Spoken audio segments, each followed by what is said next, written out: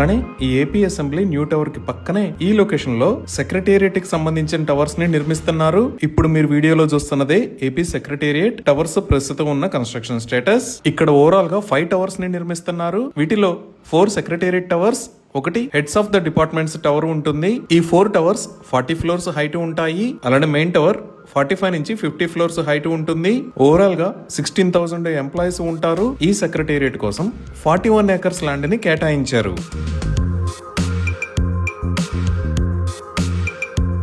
ఇప్పుడు Google maps లో చూస్తే ఈ సెక్రటేరియట్ కి పక్కనే ఈ లొకేషన్ లో హైకోర్టుకు సంబంధించిన కొత్త బిల్డింగ్ ని నిర్మిస్తున్నారు. ఇప్పుడు మీరు చూస్తున్న లొకేషన్ లోనే ఈ నిర్మాణం జరుగుతుంది.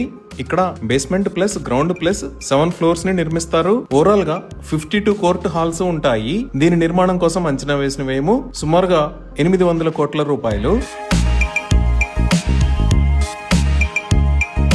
మళ్ళీ గూగుల్ మ్యాప్స్ లో చూస్తే ఈ లొకేషన్ లో మీరు చూస్తున్నది తుళ్లూరు. ఈ తుళ్లూరుకి బ్యాక్ సైడ్ లో ఇక్కడ ఏపీ ఫోరెన్సిక్ ల్యాబ్ ని నిర్మిస్తున్నారు. ఇప్పుడు మీరు చూస్తున్నదే AP forensic lab construction status. దీనిని 5 ఏకర్స్ లో నిర్మిస్తున్నారు. దీనికోసం అంచనా వేసిన వ్యయము 490 కోట్ల రూపాయలు. ఇక్కడ మెయిన్ గా DNA analysis, cyber forensic, narcotics analysis, finger print and trace evidence లాంటి క్రిమినల్ ఇన్వెస్టిగేషన్స్ ని హ్యాండిల్ చేస్తారు.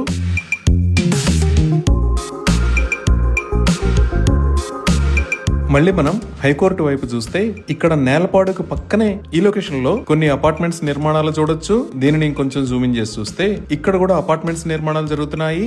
అలానే ఈ లొకేషన్ లో కూడా జరుగుతున్నాయి. ఇవన్నీ కలిపి ఇది గవర్నమెంట్ ఎంప్లాయీస్ హౌసింగ్ క్లస్టర్. అంటే ఇక్కడ గ్రూప్ ఏ, బి, సి మరియు డి కి సంబంధించిన హౌసింగ్ కాంప్లెక్స్ లు ఉంటాయి. ఓవరాల్ గా సుమారుగా 30 టవర్స్ దాకా నిర్మిస్తున్నారు. అలానే 3000 ప్లస్ ఫ్లాట్స్ ని ప్లాన్ చేశారు.